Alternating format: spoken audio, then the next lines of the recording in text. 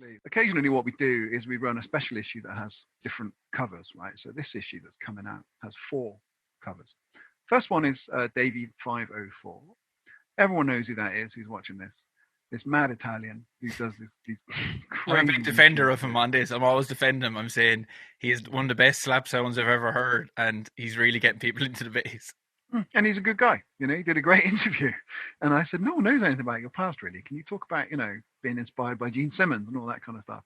And he looks so kind of impenetrable on the videos. He's like, slap. You know, he doesn't smile. Oh, I love all that stuff. That's clearly just a front.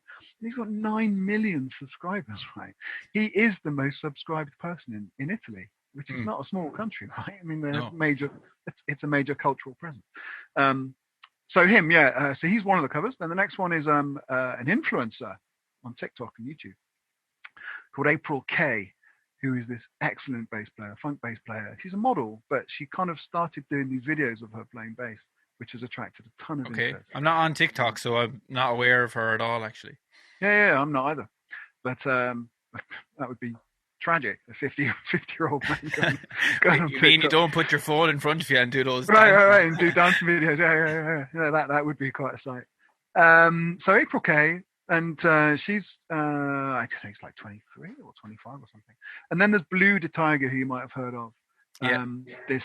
She is a bass player and a DJ from New York who did these DJ sets, but while she was doing her DJ sets, she pulled out a bass and played along with the songs, right, as they were coming out in a nightclub, which is a great idea. People loved all that. And then the last one is Darrel Freeman, who records videos on YouTube under the name The Real Free. And he does these super cool things. It ties in with what you just said, actually, about young people not knowing much about bass. He does these, is it electric bass or is it synth bass videos? You got to check Oh, yeah. Now I know the guy, yeah. Right. So he is a keyboard player. So he whips out a keyboard and does this kind of cool Stevie Wonder lines on a bass synth. And then does the same thing on a bass guitar. And it's educational, you know, if you're into any kind of music. So that's the new issue. So you could say that's a bit, you know, non-traditional for us. But what I say in my editorial and in the interview with these people is, look, you may think, if you're a bass player of a certain age like me, that being a bass player means mastering your instrument in private, going out on stage and playing a gig to a live audience, or recording your music onto a bit of plastic like a CD that then gets sold. Clearly, that's not what happens now, right? So these people are making tons and tons of money. Not that that's the primary focus of the piece, but they are being well paid and they are successful. And they're bringing bass to a generation of people who might otherwise not do that because there is no money in selling stuff. There's a pandemic, so you can't go out and play live. So to counteract that, because it is a non-traditional cover, you know, what did we have before that? We had John Paul Jones on the cover. There'll be a McCartney cover at some point. You know, no doubt Victor Wooten and Marcus Miller and the rest of those guys that we often have on our covers will appear in due course.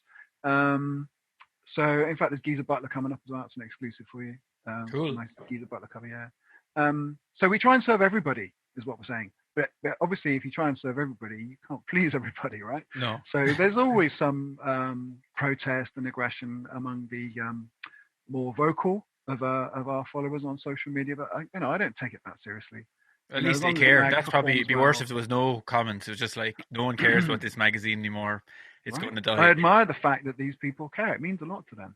Some of them have been reading our magazine for 30 years. We had a special 30th anniversary issue last year, which was fun because Billy Sheehan had been on the cover of number 1 in 1990. And I got him to pose at NAMM for the cover of the 30th anniversary issue, holding magazine number 1, you know, which was kind of cool, sort of coming full circle kind of thing.